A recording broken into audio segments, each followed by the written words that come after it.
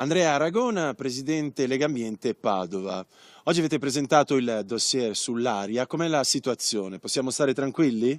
No, non possiamo stare per niente tranquilli. Il 2014 in Veneto è stato un anno che ha avuto meno sforamenti rispetto al passato, però se andiamo a cercare di capire perché ci sono stati meno sforamenti, purtroppo la risposta è un po' triste. Non ci sono state politiche né da parte dei comuni né da parte dell'amministrazione regionale per cercare di limitare l'inquinamento. L'inquinamento è un po' diminuito semplicemente perché ha piovuto di più. Poi dopo sui danni che fa la pioggia sappiamo benissimo tutti quali sono.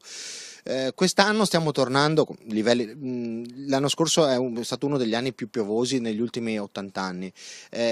Quest'anno stiamo tornando a livelli di pioggia più o meno normali e il risultato si vede.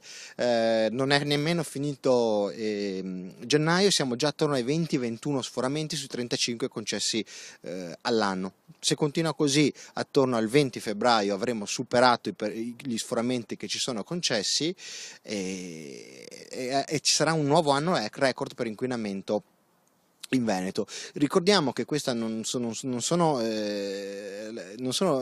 lamentele un po' naif di cose che non importano. L'inquinamento produce malattie, produce circa 64.000 morti all'anno in Italia, le polveri leggere, 3.000 morti l'ozono. Siamo quasi a 70.000 morti l'anno. Questo ha un costo sulla società di diversi milioni di euro. Se non si decide di investire più sul trasporto pubblico e meno sulle strade, l'inquinamento continuerà a aumentare e con esso le malattie gravissime come i tumori che adesso sono collegati.